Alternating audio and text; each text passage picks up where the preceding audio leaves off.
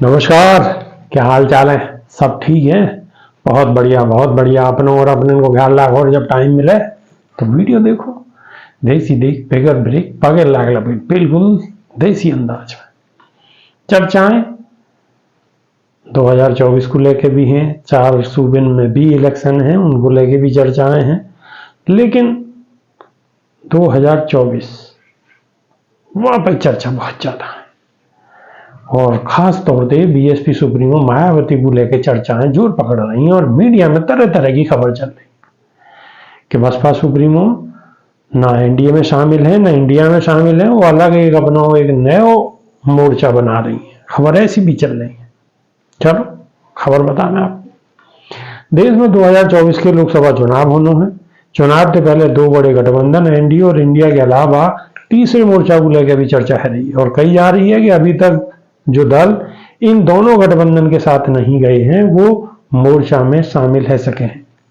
BSP supremo Mayawati न तो BJP के नेतृत्व वाले एनडीए में है और न ही विपक्ष के गठबंधन का हिस्सा है। ऐसे में कयास लगाए जा रहे हैं कि मायावती या नए फार्मूले को जमीनी स्तर पर उतारने के लिए काम कर रही हैं। मायावती ने हाल ही में या साल के अंत में राजस्थान में होने वाले चुनाव में अपनी पार्टी को उतारने को ऐलान करो है। साथ ही मानो भी जा रहा है कि बीएसपी ओवैसी की पार्टी एआईएमआईएम को तीसरे मोर्चे में अपने साथ रख सके। बहुजन समाज पार्टी के लिए ऐसा करना कोई नई बात नहीं है। राजनीतिक परिवेश में ऐसे कई हालात बने हैं जब मायावती एक अलग गठबंधन के साथ मिलकर पूरी सियासी खेल और बाजी को पलट चुकी है। 38 साल पहले 1984 में बनी बीएसपी, जो साल 2007 में उत्तर प्रदेश में भारी बहुमत लेके आई ही और अकेले अपने दम पे यूपी में सरकार बनाई। यह के बाद कई मौके आए जब मायावती की पार्टी किंग मेकर भी बनी। उत्तर प्रदेश में जब राम जन्मभूमि विवाद हुआ, यह के बाद बीजेपी को राज्य में सत्ता गंवानी पड़ी। वह समय ये बीएसपी ही जो 1993 विधानसभा चुनाव में समाजवादी पार्टी के साथ गठबंधन करके बीजेपी को उत्तर प्रदेश से उखाड़ कर रख दी। उत्तर प्रदेश में हुए 1993 के विधानसभा चुनाव में बीएसपी को 55 सीटों का फायदा हुआ और बीएसपी 67 सीटों पर जीत कर सामने आई। मायावती की पार्टी आज तक लगभग सभी पार्टियों के साथ गठबंधन में रह चुकी है। उत्तर प्रदेश में साल 1996 में हुए विधानसभा चुनाव में बीएसपी देश की सबसे पुरानी पार्टी कांग्रेस के साथ भी गठबंधन में रही ही। हालांकि यह चुनाव में मायावती को सीटों के लिहाज से तो कोई फायदा नहीं हुआ, लेकिन वोट फीसदी में बीएसपी को बहुत ज्यादा इजाफा हुआ। बीएसपी को यह चुनाव में 66 सीटें मिली और करीब 28% तक वोट शेयर प्राप्त हुआ। यह के बाद बीएसपी ने गठबंधन करो। बीएसपी ने साल 1997 के चुनाव में बीजेपी के साथ सरकार को गठन करो, लेकिन लोकसभा चुनाव की बात करें तो बीएसपी को साल 2009 के आम चुनाव में कुल 20 सीट हासिल हुई, जबकि वह समय उत्तर प्रदेश से बीजेपी को केवल 10 सीट ही मिली। हालांकि यह के बाद 2014 के चुनाव में पार्टी शून्य पर जरूर सिमट गई, लेकिन फिर लोकसभा चुनाव में पार्टी 10 सीटें जीतने में कामयाब रही। राज्य में समाजवादी पार्टी को केवल 5 सीटें हासिल हुई।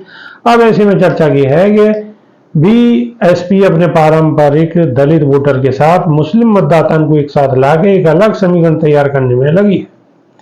या के लिए वो एआईएमआईएम के यानी कि असदुद्दीन ओवैसी की पार्टी उनकी पार्टी के प्रमुख ओवैसी के साथ गठबंधन कर सके, यानी कि पार्टी से गठबंधन कर सके। साथ ही बीएसपी तीसरे मोर्चा के नियम उन सभी दलों को साथ लेके आ सके हैं जो एनडीए और इंडिया गठबंधन में शामिल नहीं है।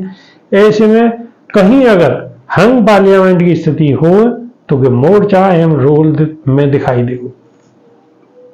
यह है खबर की चल रही है कि बसपा सुप्रीमो मायावती और असदुद्दीन ओवैसी, जिनकी पार्टी है एआईएमआईएम,